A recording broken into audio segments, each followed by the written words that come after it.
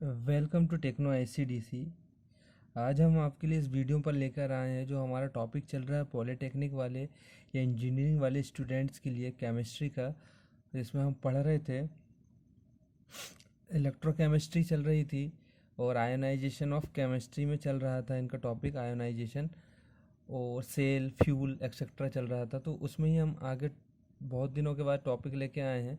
जो नोट्स आपके लिए हमने प्रिपेयर किया है उसके हिसाब से हम आगे बढ़ेंगे। आज हम टॉपिक स्टार्ट करेंगे उसी में, आयोनाइजेशन या फ्यूल सेल में, जो हम आगे पढ़ चुके हैं।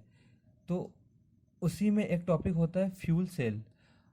हमने पढ़ चुका है, सेल के बारे में पढ़ चुका है, इलेक्ट्रोलिसिस पढ़ चुका है, फेराडेज लॉ पढ़ चुके हैं, उसके न्यूमेरिकल कर चुके हैं। उसके आगे आज हम आए हैं लेकर टॉपिक फ्यूल सेल का। आई होप आपने इतने दिन में अच्छे से पढ़ा होगा और केमिस्ट्री के जो टॉपिक हो चुके हैं उसे पढ़ लिया होगा। अब रेगुलर क्लासेस आएंगी आपकी, तो अच्छे से देखिए, समझिए और पढ़ते रहिए, क्योंकि आपका पेपर हो सकता है मई से स्टार्ट। तो आई होप आप पढ़ रहे हो अभी। तो चलो हम टाइम ना लेते हैं और हम वीडियो स्टार्ट करते हैं और हमारा टॉपिक स्टार्ट करते हैं फ्यूल सेल का। तो ये आपका टॉपिक है केमिस्ट्री में फ्यूल सेल। अभी तक हमने सेल पढ़ा है, तो दो प्रकार के सेल पढ़े हमने। एक पढ़े विद्युत अपघटनी सेल और दूसरे विद्युत रासायनिक सेल। तो दोनों की मेथड्स अलग हैं, है ना। उसके बाद इसी यूनिट पे एक टॉपिक आता है फ्यूल सेल या ईंधन सेल। अभी तक हमने सेल पढ़ा जिसमें हमने इलेक्ट्रोलिसिस प्रोसेस की, विद्युत अपघटन से हमने क्या किया, रासायनिक ऊर्जा को विद्युत ऊर्जा में और फिर विद्युत ऊर्जा को रासायनिक ऊर्जा में कन्वर्ट करें, तो जिससे हमारे अलग अलग सेल बने। बट यहाँ पे जो कैलकुलेशन होगा या जो भी प्रोसेस होगी वो किसके बेसिस में होगी, फ्यूल या ईंधन के बेसिस में होगी। तो स्टार्ट करते हैं, देखेंगे। फ्यूल सेल क्या होता है, एक तरीके का इलेक्ट्रोकेमिकल सेल होता है। अब स्वाभाविक है इलेक्ट्रोकेमिकल बोलना ज़रूरी है। इलेक्ट्रोकेमिकल मीन्स इलेक्ट्रिसिटी और केमिकल रिएक्शन से ही बना हुआ ये भी एक इलेक्ट्रोकेमिकल सेल है। इस पे क्या होगा, ध्यान से देखें। इसमें हम क्या नहीं करेंगे, कोई इलेक्ट्रोलिसिस प्रोसेस नहीं करेंगे। इलेक्ट्रोलिसिस प्रोसेस नहीं होगी कोई भी, या विद्युत अपघटन की कोई क्रिया नहीं होगी। इसमें क्रिया होगी फ्यूल से, ईंधन से। और जो हम कहाँ सप्लाई करेंगे, बाहर से सप्लाई करेंगे। किसको, एनोड को, जिसका ऑक्सीडेशन होगा कैथोड पर, जिससे वहाँ पे क्या होगा, उसका कंबशन होगा। और कंबशन होने से यहाँ पे क्या हो जाएगी, इलेक्ट्रिसिटी जनरेट हो जाएगी या इलेक्ट्रिक एनर्जी बनेगी। तो यही होता है फ्यूल सेल का नॉर्मल वर्किंग, कि किसी भी फ्यूल की सहायता से इलेक्ट्रिक एनर्जी बनाने के लिए, किसी भी फ्यूल की सहायता से, फ्यूल गैसियस हो सकते हैं, तो यहाँ पे गैसियस ही फ्यूल लेना पड़ेगा। तो यहाँ पे H2N2O2, methane, CH4 etcetera fuel के रूप पे लिया जाता है। उनका कंबशन कैथोड पे कराया जाता है, जहाँ पे उसका रिडक्शन हो जाता है, रिडक्शन हो जाता है, अपचयन होता है। उस अपचयन के कारण यहाँ पर जो एनर्जी होती है वो इलेक्ट्रिक एनर्जी में कन्वर्ट हो जाती है और हमारा सेल वर्क करता है। तो देखते हैं, बहुत इजी सा टॉपिक है। फ्यूल सेल साधारण इलेक्ट्रोकेमिकल सेल से कुछ डिफरेंट होते हैं। फ्यूल सेल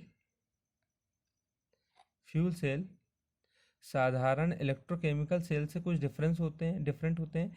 इसमें ऑक्सीडाइज होने वाला मटेरियल इलेक्ट्रोड की मेटल का नहीं होता। अब ध्यान से देखें, यहाँ पे अभी तक हमने जो पढ़े थे वहाँ इसके पहले, उस पे ऑक्सीडेशन और रिडक्शन होता था।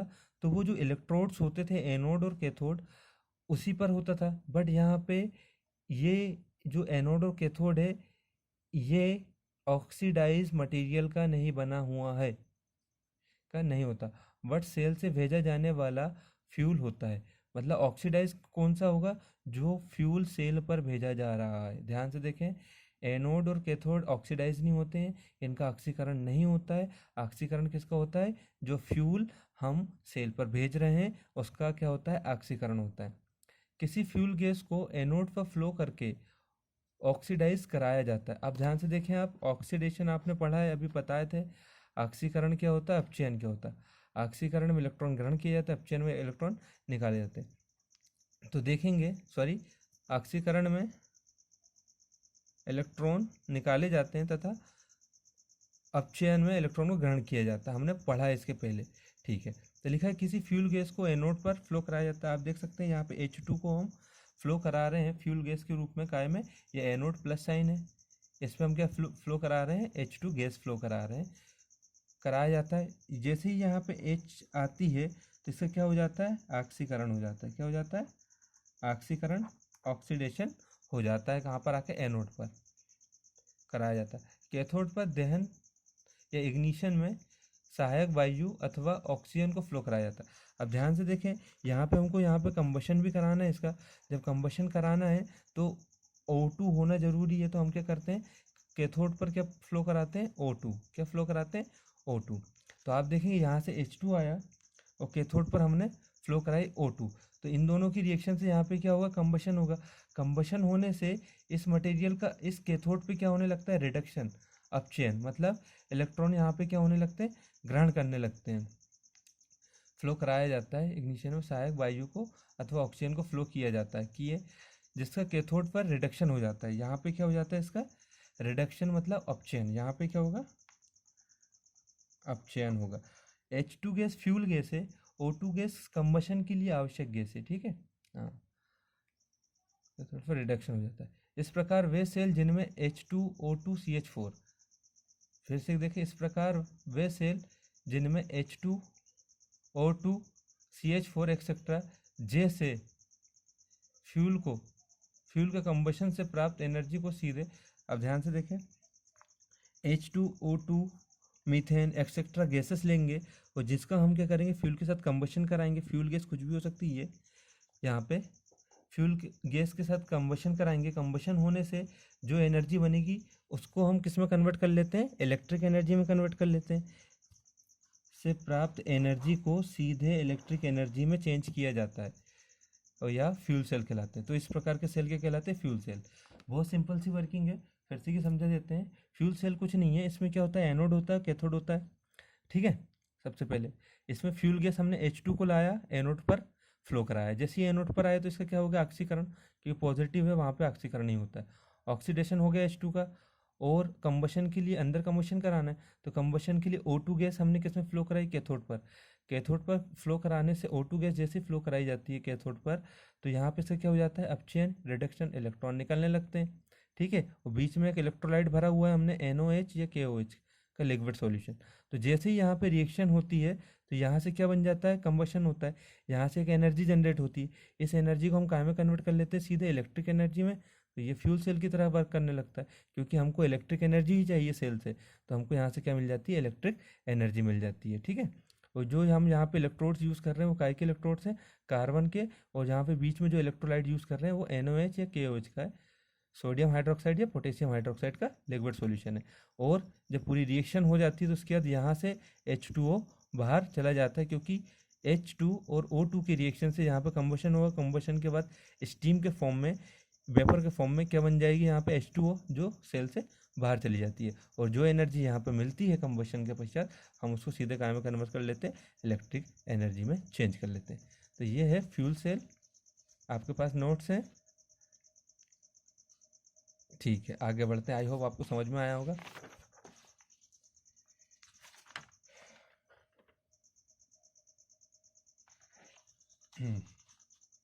अब देखते हैं इस सेल का पोटेंशियल या विभव कितना होता है, 1.229 वोल्ट होता है। कितना होता है, 1.229 वोल्ट होता है।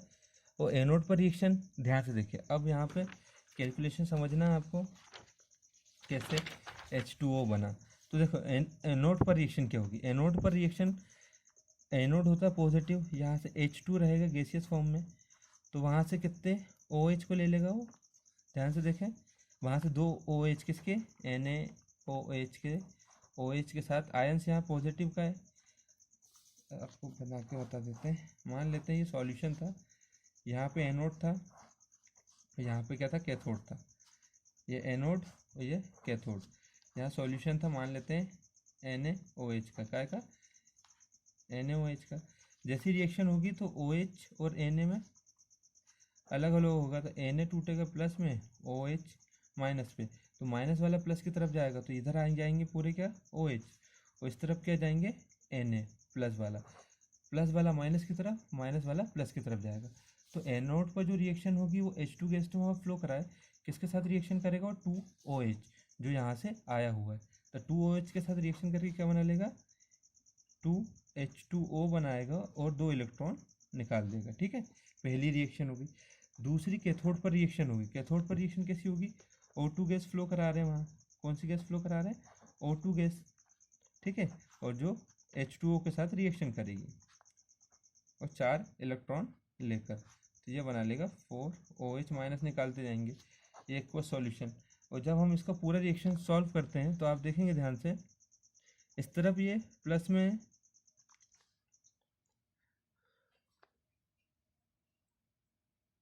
हम क्या करते हैं इस पूरी इक्वेशन को,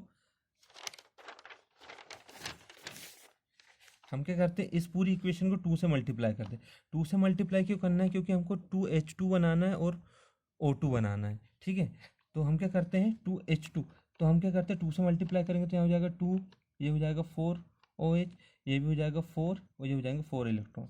अब ध्यान से देखते हैं, ये 4 इलेक्ट्रॉन इससे कैंसिल और ये 4OH इससे कैंसिल।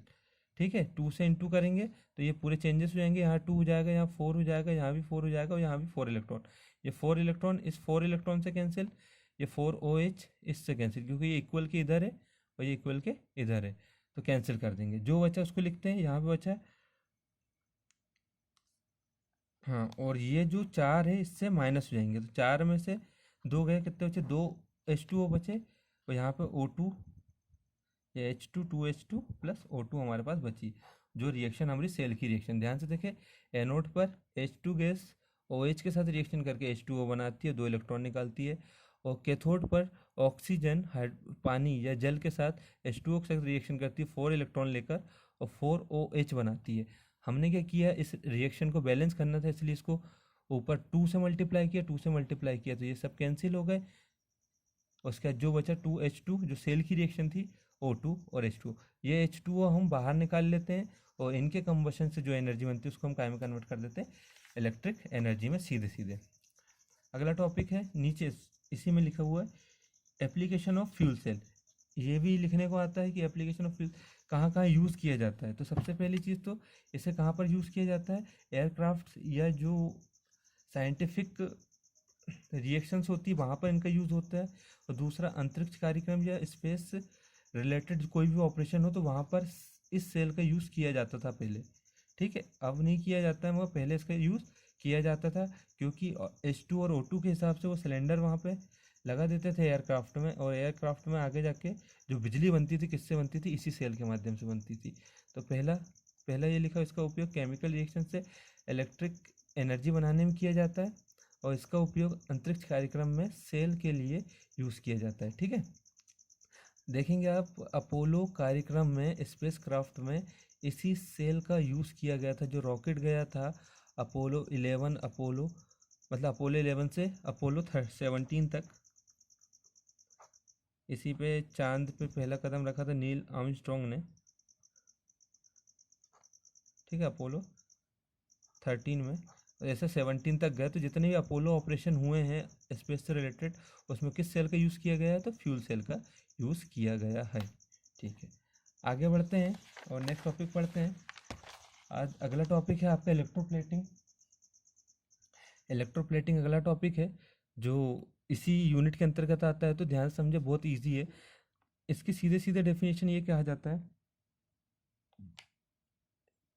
किसी भी धातु पर किसी दूसरी धातु की परत चढ़ाने के, किसी भी धातु पर दूसरी धातु की कोटिंग करने के लिए, या एक मेटल पर दूसरे मेटल की कोटिंग करने के लिए जिस विधि का उपयोग विद्युत धारा की सहायता से किया जाता है, जिस विधि का उपयोग विद्युत धारा या जिसमें इलेक्ट्रिसिटी का यूज़ करके कोटिंग की जाती है दूसरी मेटल पर, वो क्या कहलाती है, इलेक्ट्रोप्लेटिंग कहलाती है। इलेक्ट्रोप्लेटिंग मतलब इलेक्ट्रिक एनर्जी की सहायता से प्लेटिंग करना, मतलब लेपन करना, जैसे विद्युत लेपन भी कहते हैं।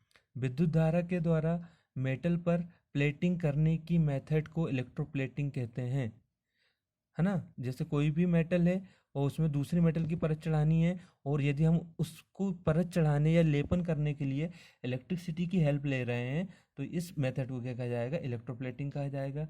ठीक है, इसमें क्या होता है, सिंपल से पूरा जो इतना बड़ा यहाँ पे टॉपिक लिखा है उसको मैं शॉर्ट में समझाऊं, तो इसमें क्या होता है, सबसे पहले क्या करते हैं, जिस मेटल पे परत चढ़ानी होती है उसको अच्छी तरीके से KOH या NOH से क्या कर लेते हैं, इसको साफ कर लेते हैं। पहले पूरे जितने डस्ट पार्टिकल हटा लेते हैं। डस्ट पार्टिकल हटाने के बाद एक टैंक लेते हैं जिसमें हम इलेक्ट्रोलाइट लेते हैं। यहाँ पे हमने इलेक्ट्रोलाइट के रूप में कॉपर सल्फेट लिया हुआ है, और कोटिंग किसकी करना है, हमको कॉपर की करना है। ये हमारे पास एक मेटल का इलेक्ट्रोड है, और दूसरा जिसकी परत चढ़ानी वो है। तो ध्यान से देखें, जिसकी परत चढ़ानी होती है, जिस भी मेटल की परत चढ़ानी होती है, तो उसको हम इस टैंक में रख लेते हैं। तो जिस मेटल की परत चढ़ानी है उसको हमेशा बनाते हैं हम एनोड। क्या बनाते हैं, एनोड बनाते हैं। और जिस पर चढ़ानी होती है वो कैथोड, क्योंकि यहाँ से आयन निकलते हैं और कहाँ जाते हैं, माइनस की तरफ, और कोटिंग हो जाती है। तो ध्यान रखें, पहली बात कि जिस मेटल की कोटिंग करना है उसे हम एनोड बना देते हैं, और जिस मेटल पर कोटिंग करना है उसे हम कैथोड बना देते हैं। किसकी सहायता से, जो एक्सटर्नल सोर्स में हम इलेक्ट्रिसिटी फ्लो करा रहे हैं प्लस माइनस की सहायता से। बीच में हम क्या भर देते हैं, अब यदि इलेक्ट्रिसिटी यहाँ से यहाँ तक फ्लो कराने के लिए बीच में इलेक्ट्रोलाइट होना जरूरी है, विद्युत अपघट्य होना जरूरी है, जो हमने यहाँ के लिए हुआ है कॉपर सल्फेट लिया हुआ है। और यहाँ पे किसकी कोटिंग की जा रही है, कॉपर की कोटिंग की जा रही है। जैसे ही हम यहाँ पे सर्किट पूर्ण करते हैं या सर्किट ओपन कर देते हैं, तो जैसे ही सर्किट यहाँ पे चालू या स्टार्ट होता है, तो यहाँ एनोड से कॉपर सल्फेट, यहाँ पे जैसे ही सर्किट चालू होता है तो ये प्रोसेस यहाँ पे हो जाती है। तो कॉपर के प्लस आयन यहाँ से निकल के कहाँ आने लगते हैं, इस मेटल पे, और इस मेटल पे आके क्या होने लगते हैं, जमा। क्योंकि प्लस वाले कहाँ अट्रैक्ट होते हैं, माइनस की तरफ अट्रैक्ट होते हैं, और माइनस की तरफ अट्रैक्ट होकर यहाँ के इसकी कोटिंग हो जाती है। तो सिंपल सी मेथड ये है कि यदि किसी भी मेटल की कोटिंग दूसरी मेटल पे करनी है, तो उसमें यदि इलेक्ट्रिसिटी की हेल्प ले रहे हैं तो वो इलेक्ट्रोप्लेटिंग कहलाती है। जिस मेटल की कोटिंग करनी रहती है उसे एनोड बनाते हैं, और जिस पर करनी रहती है उसे कैथोड बनाते हैं। एक इलेक्ट्रोलाइट सॉल्यूशन ले लेते हैं, हमने यहाँ पे COSO4 लिया क्योंकि कॉपर की परत चढ़ानी है। तो ये होता है इलेक्ट्रोप्लेटिंग मेथड, बहुत ईजी है, एक बार अच्छे से इसे पढ़ ले। इस पे क्या होता है, कई बार कॉपर की कोटिंग की जाती है, निकल की कोटिंग की जाती है, क्रोमियम की कोटिंग की जाती है, जिंक की कोटिंग की जाती है। ये सारी मेटल्स की कोटिंग इसलिए की जाती है कि सामने जो भी मेटल्स है उसमें कोरोजन से बचाया जा सके। और हम इसमें किसकी हेल्प ले रहे हैं, इलेक्ट्रिसिटी की, तो हम इसको क्या बोलेंगे, इलेक्ट्रोप्लेटिंग। तो ये सिंपल सा टॉपिक था फ्यूल सेल और इलेक्ट्रोप्लेटिंग का। आई होप आपको समझ में आया होगा। अच्छे से पढ़िए, इसको समझिए। नहीं समझ में आता तो जो भी डाउट होते तो हमें कमेंट करिए, मैसेज करके आप पूछ सकते हैं, उसका सॉल्यूशन आपको दिया जाएगा। बट आप कंटिन्यू पढ़ते रहिए, आपके लिए कंटिन्यू ऐसे वीडियो आते रहेंगे। पढ़िए। Thank you very much.